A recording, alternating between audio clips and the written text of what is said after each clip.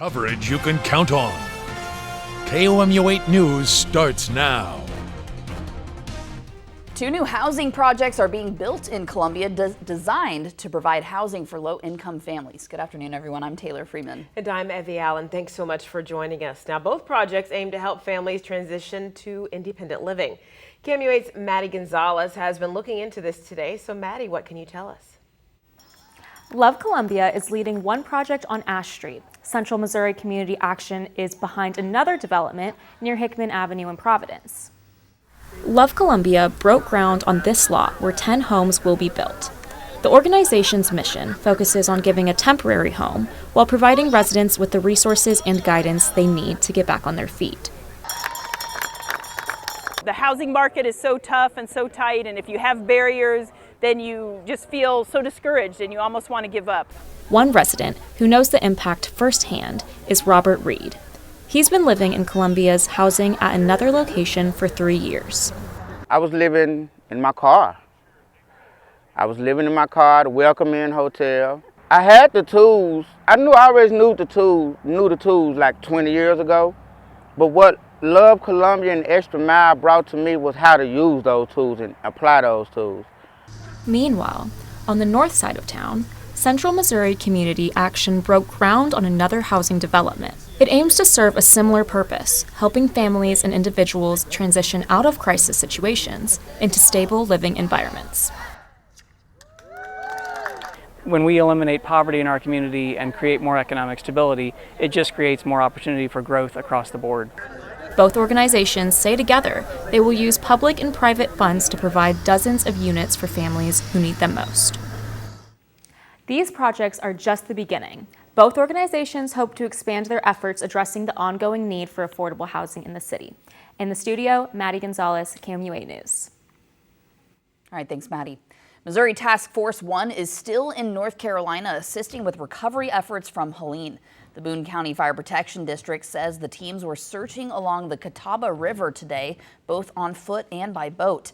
Search teams faced challenging conditions today and yesterday, navigating through knee-high mud along the banks of the river. The 7 human remains detection dogs were also deployed with the team.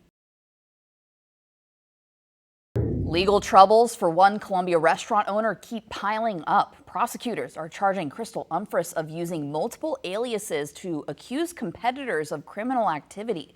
Umphris was previously charged with forgery and filing a false document for impersonating government officials. New testimony claims Umphris also forged witness testimony accusing Mexican restaurants of being fronts for drug dealing and other crimes. She allegedly used multiple false names to send written claims to a Missouri House committee and different news outlets alleging a conspiracy to obtain liquor licenses for undocumented immigrants. Immigration promises to be a key issue among voters in November. Definitely. And recently, a group of Republican Missouri lawmakers took a trip to Texas to see firsthand what's happening along the southern border. Reporter Chris Bryant from our sister station in KY3 in Springfield has the details. It gives them a firsthand look at what's going on and what policies they might want to implement.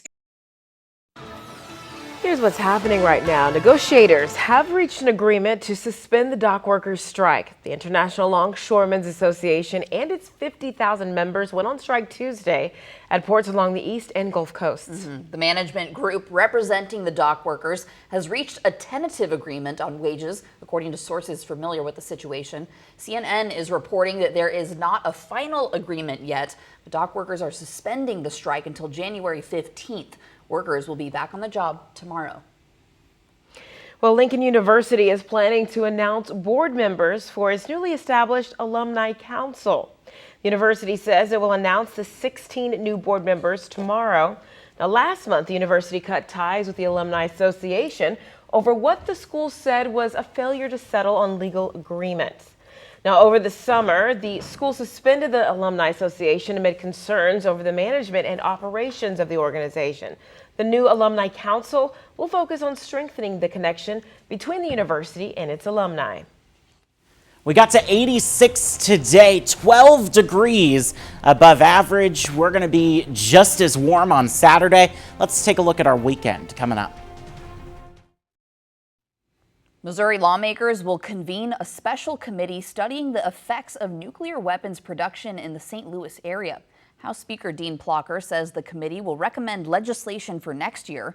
The Missouri Independent is reporting that waste from bomb development in World War II polluted sites in St. Charles and St. Louis counties. The Independent reports waste was dumped at the airport and leaked into a nearby creek. Waste was also dumped into a quarry near the Missouri River. The Missouri Department of Social Services is warning SNAP participants about fraud on electronic benefit transfer or EBT cards.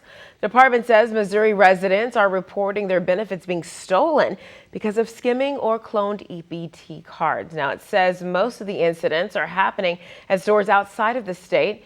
If your benefits are stolen, you can fill out a form for replacement benefits. The link to that form can be found on our website, KOMU.com. Now here's a look at what we're following for KOMU 8 News at 10 o'clock. A look into microplastics and their impact. Find out how a team of MU researchers is working to find solutions. That's tonight at 10. And as I mentioned just a few moments ago, it is the possibility of seeing the Aurora Borealis tonight that is kind of exciting. The best viewing, of course, across northern parts of the United States. That's where you're going to be able to view it overhead. You're not going to be able to view it overhead here in mid-Missouri. But what you will be able to do is take longer exposure photos or use night mode on your phone. You'll want to get away from city lights. Best timing from about 9-10 p.m. until about 1 a.m. Get away from city lights. Take your phone, look north. You may be able to see some of the vivid colors of the northern lights through that longer exposure photography.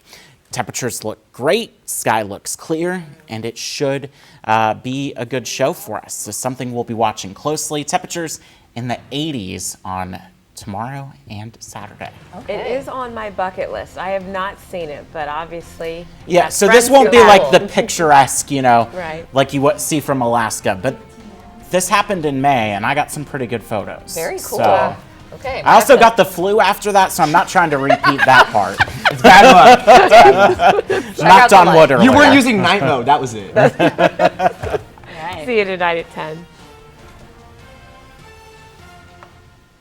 No,